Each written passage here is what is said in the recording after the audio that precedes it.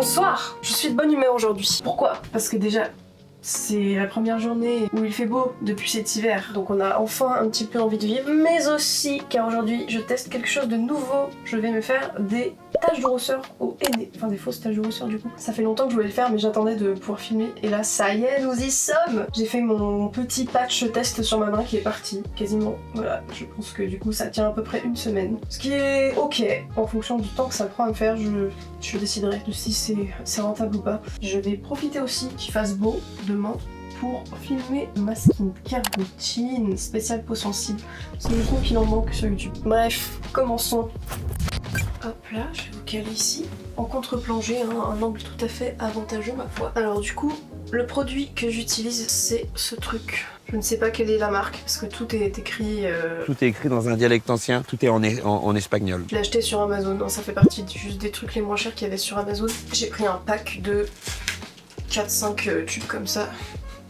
J'espère que ça vaut son prix quoi finalement, parce que j'en ai beaucoup. Je suis en train de faire des petits tests sur un mouchoir. Ça pue un peu. Hein. Je sais pas comment décrire l'odeur. De très très loin ça sent le coca je trouve. Mais vraiment de très très loin. Alors j'ai pas fait mon skincare parce que j'avais peur que ça fasse une base trop glissante. Donc j'ai lavé mon visage. Enfin j'ai juste mis du sérum en fait. Mais c'est bon, c'est bien absorbé. J'ai peur, putain. J'ai pas regardé de tuto, peut-être que j'aurais dû. Je vais essayer de faire un truc assez homogène, enfin j'aimerais bien que ce soit pas dégueulasse quoi. En gros je pense que je vais faire quelques points, je vais laisser poser et ensuite je vais faire une deuxième tournée genre. Pour qu'il y en ait qui aient plus le temps de s'oxyder que d'autres. Allez on y va là. On prend son courage à deux mains.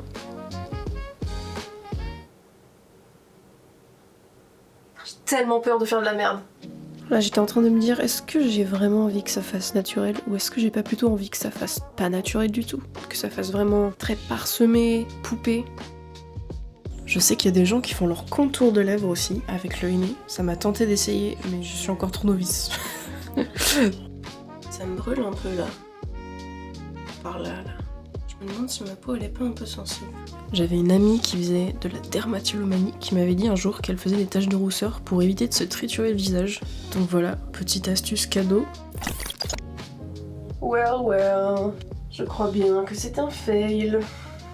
Ça give pas du tout ce que je voulais que ça give pas du tout l'effet poupée. En fait j'ai l'impression qu'il y a surtout les gros points qui ont adhéré et les petits. On en voit quelques-uns, on les voit très peu. Genre c'est peut-être trop petit donc... C'est parti pour un deuxième round finalement pour essayer d'équilibrer. Hier soir j'ai laissé 3 heures à poser et c'est un peu chiant à enlever même quand on humidifie. Ça fait une petite exfoliation au passage quoi finalement. Enfin, j'ai la peau très sensible du coup ça m'a fait un petit peu rougir la peau donc au début j'avais l'impression qu'en fait le truc n'avait pas du tout marqué mais que juste j'avais des points rouges parce que ça m'avait irrité quoi. En fait c'était assez orange et assez clair et pourtant j'ai laissé 3 heures quoi. J'avais l'impression que ça avait vraiment pas du tout marqué. Mais au final ce matin quand je me lève c'est déjà plus foncé et plus brun. En fait c'est juste que le truc continue de développer même une fois que t'as retiré la pâte quoi. Donc il faut avoir ça en tête je pense. Enfin bref du coup on va juste abandonner le look poupée parce que je pense que c'est... Là ça give pas poupée, ça give coccinelle en fait. Je vérifie que ma skincare d'hier soir est bien absorbée, ouais. Ça va. Ah oui d'ailleurs j'ai mis ma crème par dessus ça et ça a pas empêché que ça se développe plus j'ai l'impression. Attendez je vais allumer mes LED. Ah tout de suite on est mieux. Bon ça fait aucune différence pour vous. Alors... Du coup je vais surtout en remettre au milieu je pense.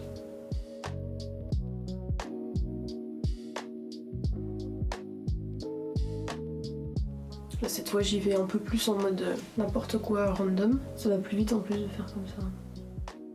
J'ai l'impression que ça me chauffe hein. Mais c'est toujours le même endroit putain. Je crois que j'ai une zone sensible sous l'œil qui supporte pas trop le produit mais juste là quoi. Allez là on est pas mal. Dis Siri, lance un timer de 3 heures. C'est parti pour 3 heures. Wouhou. Vous savez que c'est une épreuve pour moi de faire ça, genre je m'en rends compte. Je suis quelqu'un qui touche tout le temps mon visage. Je suis tout le temps en train de me gratter, me triturer, me toucher, reposer ma main dessus, machin.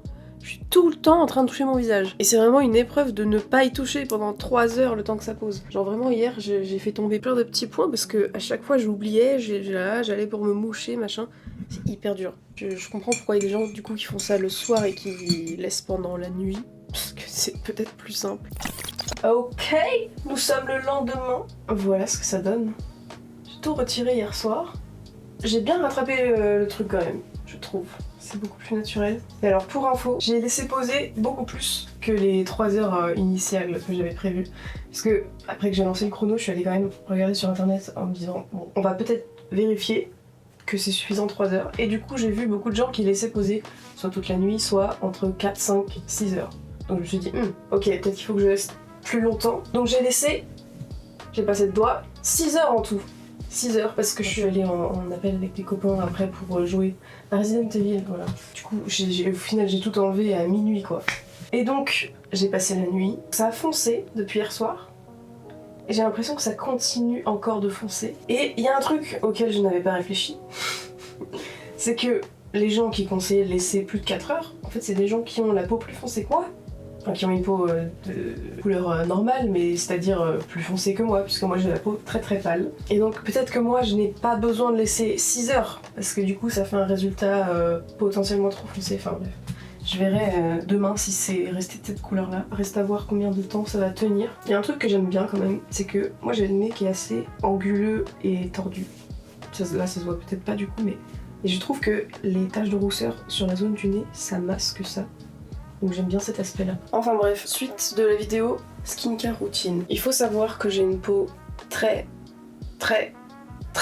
sensible, donc c'est assez galère de trouver des produits skincare qui me conviennent. Et jusqu'ici, les produits skincare qui me conviennent, c'est surtout des formules avec très peu d'ingrédients. Et ça me permet aussi de mieux isoler les allergènes, parce que j'essaye aussi de découvrir à quels ingrédients je suis allergique. Je pense que j'ai de manière générale un terrain favorable à l'inflammation, un petit peu à tous les niveaux, mais du coup en partie au niveau de la peau. Je peux faire de l'eczéma, je peux faire de l'acné, je fais des rougeurs, j'ai la peau aussi très sèche de base. Maintenant c'est un peu mix en ce moment. J'ai fait de l'anorexie. Enfin voilà, j'ai connu mon corps inflammé. Je me soupçonne de faire de l'endométriose. Je suis insomniaque, donc je récupère mal. Ça participe aussi à l'inflammation du corps. Je suis aussi autiste, TDAH et en dépression. Donc pareil, en termes de récupération, d'inflammation, etc. On est sur une bonne chronicité. Et après là, en toute honnêteté, j'ai enfin trouvé une routine à peu près correcte, mais elle est pas vraiment complète, mais vous allez comprendre pourquoi par la suite. Mais en tout cas, ça faisait des années que je n'avais pas eu une peau aussi clean et putain ça fait du bien parce que vraiment j'avais l'impression que j'allais avoir des boutons et des inflammations absolument toute ma vie. Donc en vrai je suis contente, mais je continue quand même ma recherche de produits pour trouver vraiment la routine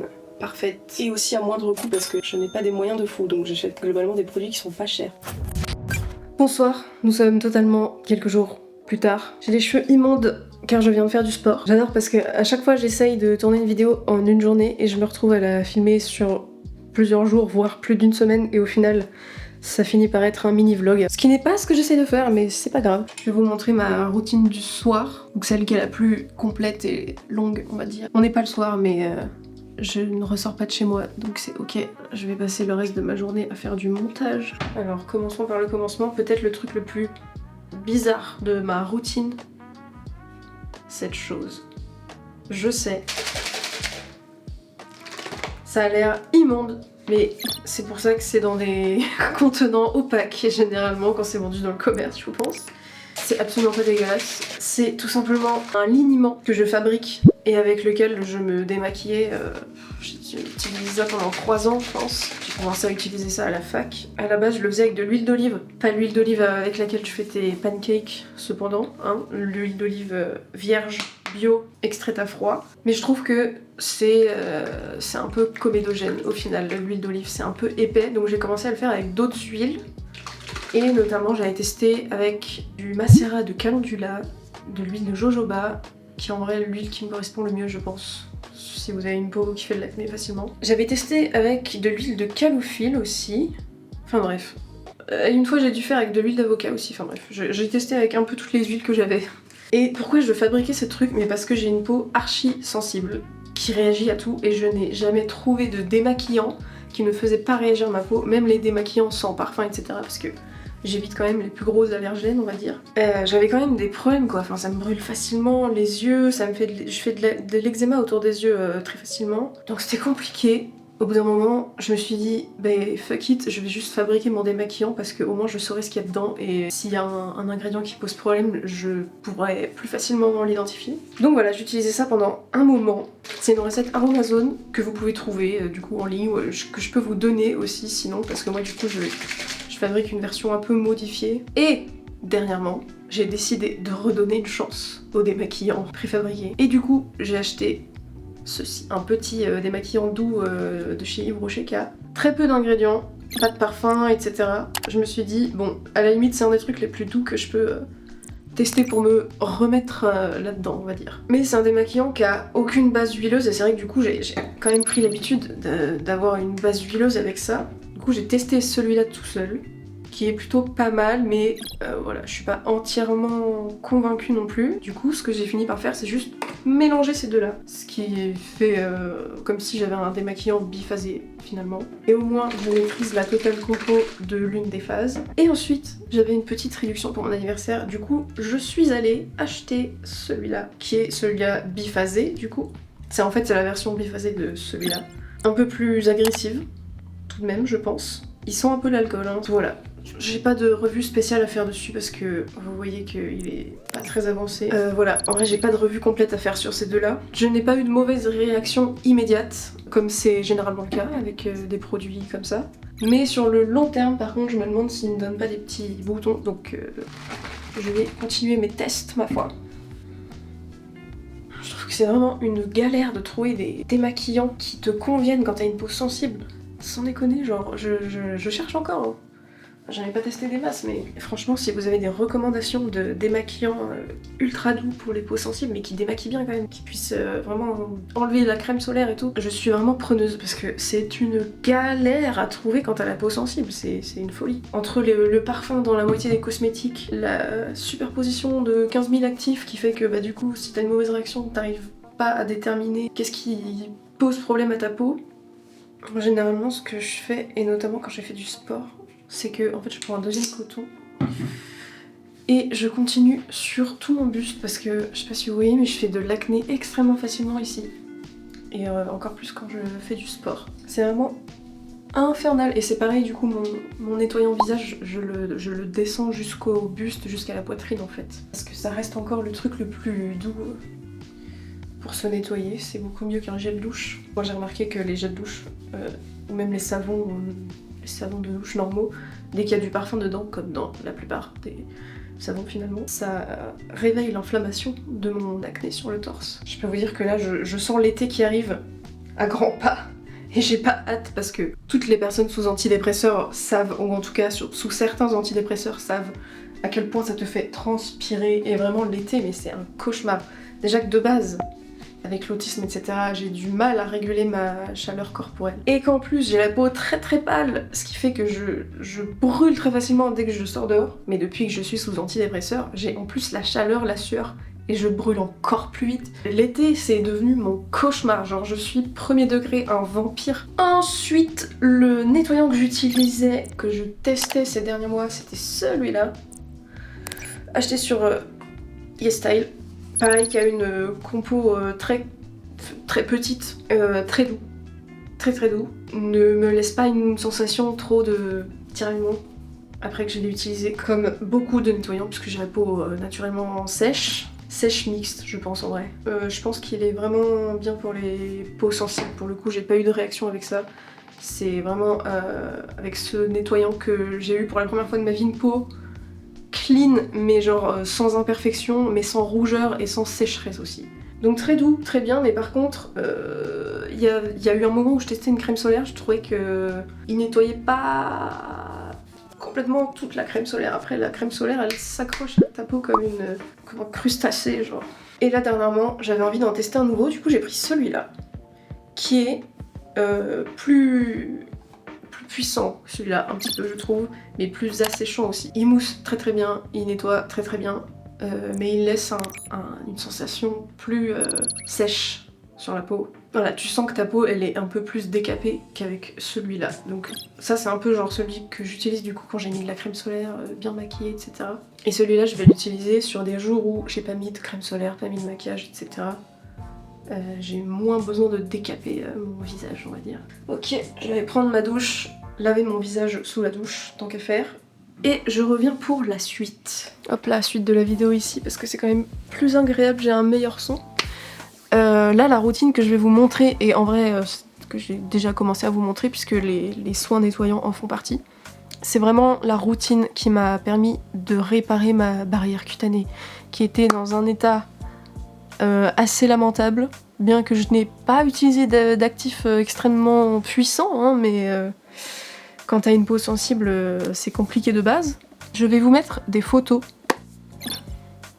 pour que vous compreniez de quoi je parle. Alors c'est pas forcément des très gros boutons, mais c'est des boutons inflammés qui sont rouges et blancs et qui font mal et qui restent longtemps.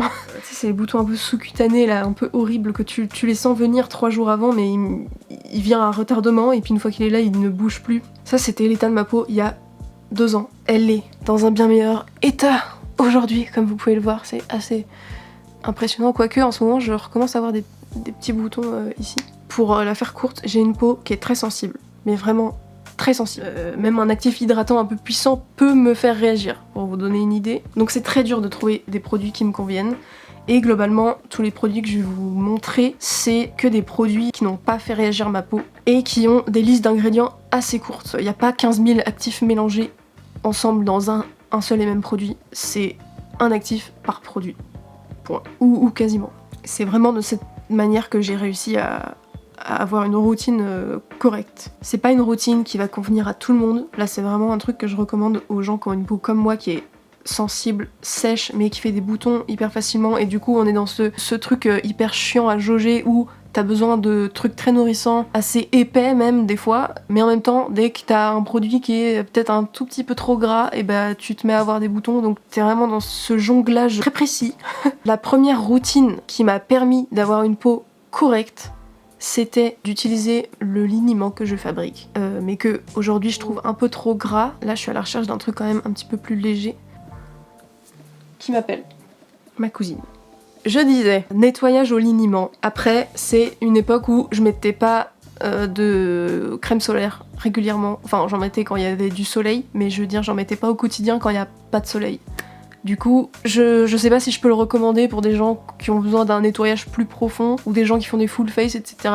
Là, j'avoue, je ne sais pas. Moi, je ne maquille pas mon teint. Ensuite, le nettoyant Bilab ou le nettoyant que j'ai actuellement. Et ensuite, on passe aux soins. Le premier sérum que ma peau a supporté et qui m'a permis d'améliorer ma barrière cutanée, etc., c'est celui-là. C'est le sérum bêta-glucan de Ionic. Je ne sais pas comment on prononce le nom de cette marque. C'est un sérum qui est très compact, très épais. C'était assez surprenant par rapport au sérum que j'avais avant. Il contient des bêta-glucans. Donc les bêta-glucans, il me semble que c'était vendu comme une alternative plus douce à l'acide hyaluronique. Pas de mauvaise réaction, il hydrate hyper bien la peau parce qu'il y a énormément de glycérine. Mais par contre, c'est vrai qu'il peut être un peu épais. Mais du coup, je pense que la destination des peaux sèches, c'est vraiment le best truc. Mais il y a 6 mois, j'ai testé ce truc, qui est une ampoule à la Santella. Bon, je pense que vous connaissez le produit, vraiment, il a tellement tourné sur les réseaux. Deuxième fois de ma vie qu'un sérum a fait du bien à ma peau, ok ? C'est le deuxième sérum que j'ai pu rentrer vraiment de manière constante dans ma routine parce que ma peau n'a pas fait de mauvaise réaction. Sérum entre guillemets, parce qu'en fait c'est pas vraiment un sérum, en fait j'ai été assez surprise, mais quand je l'ai utilisé la première fois, j'ai vu que c'était extrêmement aqueux, mais c'est hyper fin, hyper liquide. Donc comparé à ce sérum là que j'avais avant, qui est vraiment bourré de glycérine, très épais et tout, c'était hyper surprenant, mais en fait c'est pas vraiment un sérum, c'est une ampoule. Et la différence c'est qu'une ampoule effectivement c'est plus fin et c'est vraiment un truc qui se met avant même le sérum. Je l'ai d'abord testé à la place de celui-là, mais je trouve que c'est à peine assez hydratant. Franchement, si vous avez une peau très sèche, c'est à peine assez hydratant. Du coup, ce que j'ai fait, c'est que je l'ai intégré à ma routine, mais avant celui-là. Je mets l'ampoule Santella, ensuite je mets le sérum bêta-glucan. Et là, j'ai vraiment une hydratation ultra optimisée, et en plus c'est 2 trucs assez doux et adoucissants pour les peaux qui ont tendance à être inflammées de manière chronique. Il est tellement liquide que je ne peux même pas l'utiliser en le faisant goûter sur mes joues. Je suis obligée de le mettre dans ma main parce que sinon ça tombe avant que j'ai pu l'étaler. Je mets aussi mon skincare sur mes mains parce que j'ai les mains très sèches. Et notamment les doigts de cette main là parce que je fais de la guitare. Et la corne et les peaux mortes sur le bout des doigts, mais c'est terrible, genre mes doigts tombent en lambeaux. Putain, les musiciens, sauvez-nous. Regardez, je vais vous montrer à quel point celui-là, à côté, il est extrêmement épais. On voit qu'il est plus gélatineux parce que vous voyez, ça fait des fils. Vous voyez comment il est épais? Il coule même pas sur les joues. L'ampoule, je mets 3 gouttes et celui-là, je mets 2 gouttes parce que ça suffit. Très honnêtement, ça suffit. Troisième élément de ma routine, et là je mets un énorme disclaimer, qu'on ne vienne pas attraper ma veste, ne me faites pas dire ce que je n'ai pas dit s'il vous plaît. C'est cette crème qui a sauvé ma peau que j'utilise depuis du coup 2-3 ans comme crème hydratante, et je précise que ce n'est pas une crème hydratante, c'est une crème réparatrice, cicatrisante et protectrice. Mais écoutez, c'est à ce jour la seule crème que ma peau supporte. C'est-à-dire que je n'ai pas de réaction, de picotement. C'est la seule crème peau sensible friendly qui ne m'a pas bouché les pores en fait. J'ai testé plusieurs crèmes, pas énormément. Et à chaque fois, ce que je constate, c'est que le peu qui me conviennent, c'est-à-dire qui me nourrissent et m'hydratent assez la peau, et ben en fait elles sont trop grasses. Et donc sur le long terme, ça me donne des boutons. Celle-ci, c'est vraiment la seule que ma peau supporte sur le long terme, pour l'instant. Et c'est vraiment celle que je pense qui a réparé ma peau. Et je sens qu'elle a un effet apaisant immédiat pour le coup. Alors c'est vraiment une crème qui est extrêmement épaisse, genre on dirait de la crème solaire. Tout le monde me dit qu'on dirait de la crème solaire. C'est vrai, et je pense qu'il y a des ingrédients communs. C'est une crème qui est enrichie en zinc, je crois que c'est ça. Qui du coup est un actif qui hydrate, protège, mais qui est aussi antibactérien. C'est pour ça que c'est peau mixte friendly. Donc comme je dis, c'est vraiment une crème qui est archi épaisse. Du coup, c'est un peu dur à étaler sur le visage, donc ce que je fais moi, du coup, c'est que je la précasse et je la chauffe sur ma main. Et ensuite, je l'étale. Donc comme j'ai dit, c'est pas une crème hydratante, c'est pas une crème de jour, c'est pas censé être utilisé tous les jours. Notamment parce que je pense que pour des gens, ça doit être trop riche. Mais écoutez, pour l'instant, c'est la seule qui me va. Encore une fois, j'en mets sur mes mains. Oh waouh! Non mais la différence immédiate que ça fait sur mes mains, c'est incroyable. Que serait ma peau sans skincare, hein, vraiment. Ensuite, la dernière étape, l'avant-dernière étape, que je ne fais pas tous les jours, que j'avais l'habitude de faire quotidiennement à l'époque où j'avais une foi que je n'ai plus aujourd'hui. Je faisais du drainage lymphatique quotidien, des massages quotidiens sur mon visage avec de l'huile, donc à l'époque c'était surtout de l'huile de jojoba, de l'huile d'avocat, je pense que c'est celle-là que j'utilisais, de l'huile de chanvre aussi, c'est pas mal pour l'inflammation. C'est principalement les huiles que j'utilisais pour faire mes massages. Maintenant j'ai fait l'acquisition d'un gua sha, incroyable.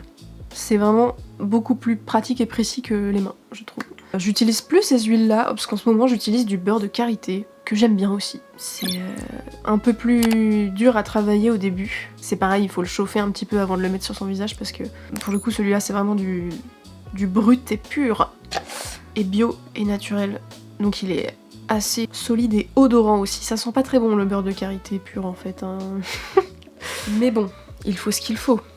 Pour le coup, je sens immédiatement que ça donne de l'élasticité à la peau. Ça c'est indéniable. Donc alors, ce que je fais tous les jours, c'est que j'en mets sur mes lèvres avant d'aller dormir. Je mets ça à la place d'un baume à lèvres. En fait, j'essaye quand même d'avoir une routine qui est assez naturelle, hein, comme vous pouvez le voir. Ça a vraiment la même texture que le baume à lèvres. De toute façon, il y en a souvent dans les baumes à lèvres. Si vous lisez la liste des ingrédients, il y a souvent le beurre de karité en tête de liste. Tous les soirs sur les lèvres, je mets ça. De temps en temps, quand je sens que j'ai vraiment besoin, parce que les lèvres, je sens que mes lèvres retiennent pas du tout l'hydratation en ce moment, notamment en hiver, je vais par-dessus mettre de la vaseline. Game changer, la vaseline la nuit, incroyable. Si vous avez des lèvres ultra gercées tout le temps, en plus moi je m'arrache les peaux des lèvres, donc j'ai très souvent les lèvres dans un état catastrophique. Et sinon, de temps en temps, ce beurre de karité, je l'utilise sur l'entièreté de mon visage, pour utiliser mon gua sha. Donc ça, comme j'ai dit, c'est un truc que je ne fais plus quotidiennement, mais je continue de le faire de temps en temps parce que ça me fait énormément de bien. J'accumule énormément de tension dans mon visage, vraiment je me rends compte à chaque fois. Quand je remarque par exemple que j'ai souvent mal à la tête, et je sais que c'est le moment de détendre un peu les tensions dans mon visage. Donc voilà, je le fais de temps en temps quand je sens que soit j'ai des tensions, soit que je suis un peu puffy, soit que ma peau a besoin d'une couche de nourriture supplémentaire parce qu'elle a un peu morflé. Ou alors la veille de mes shampoings, quand je sais que je vais me laver les cheveux le lendemain matin par exemple, et que bon c'est pas grave si ça va un peu dans mes cheveux la nuit, etc. Et ensuite, l'étape finale de ce skincare, c'est l'huile de tea tree. Je n'utilise pas de patch pour les boutons ni de produit pour ça. J'en ai pas encore testé en fait. Jusqu'ici je me contente de ça. Je trouve que ça réduit quand même pas mal l'inflammation. Genre quand vous sentez que vous avez un bouton, notamment sous-cutané, qui va apparaître, commencez directement à le traiter avec ça.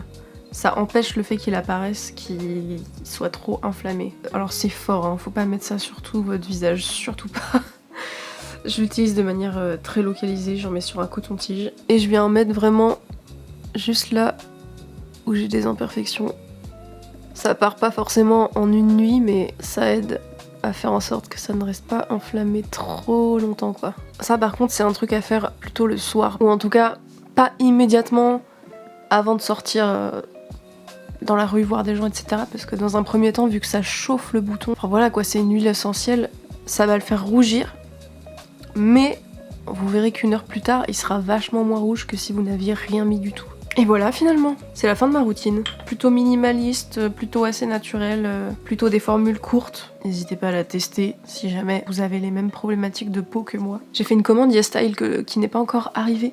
J'ai commandé pendant les soldes, je pense qu'ils ont été débordés là parce que ça met tellement de temps à arriver, ça ne met vraiment pas autant de temps d'habitude. Mais ça y est, je me sens enfin apte à pouvoir retester de nouveaux produits parce que maintenant que j'en ai trouvé certains qui me conviennent, je sais que si jamais j'en teste de nouveaux, que ça me convient pas, je peux revenir à une routine convenable. Et c'est honnêtement un accomplissement.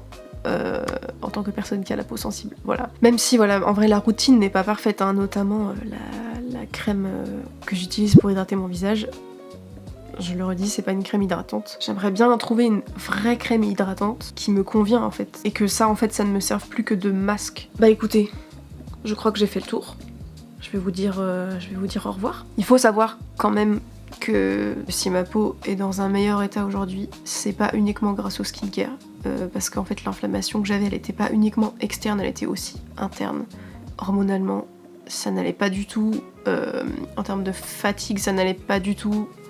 Moralement, ça n'allait pas du tout non plus. J'étais aussi carencée parce que je n'arrivais plus à manger. Enfin bref, mon corps était en crise. Donc c'est pas uniquement les produits, ok, c'est aussi tout un lifestyle qui a changé. Aujourd'hui, je suis moins soumise au stress et à la fatigue, donc ça joue déjà beaucoup sur la peau. Je peux plus dormir, je suis médicamentée, je remange, je me réalimente correctement, c'est-à-dire je me réalimente suffisamment en fait. Donc il y a aussi tout ça qui joue, ok, je vais pas tout mettre du tout sur le dos de cette routine qui n'est pas non plus des plus élaborés, donc ayez ça en tête quand même. Et de toute façon, je ne vais rien vous apprendre en vous disant ça, mais vous pouvez avoir la meilleure skincare du monde, les produits les plus chers, les plus élaborés, machin. Si à côté de ça, votre style de vie ne vous correspond pas et vous éreinte ou est déplorable, vous n'aurez quand même pas la peau que vous voulez. Le self-care commence à l'intérieur, ça c'est du bonus. Si vous avez des problématiques de peau qui sont similaires aux miennes, que vous avez des astuces, des produits à me conseiller, je suis toute oui. Je sais pas si cette vidéo, cette routine pourra aider quelqu'un ou donner des pistes à quelqu'un, je l'espère.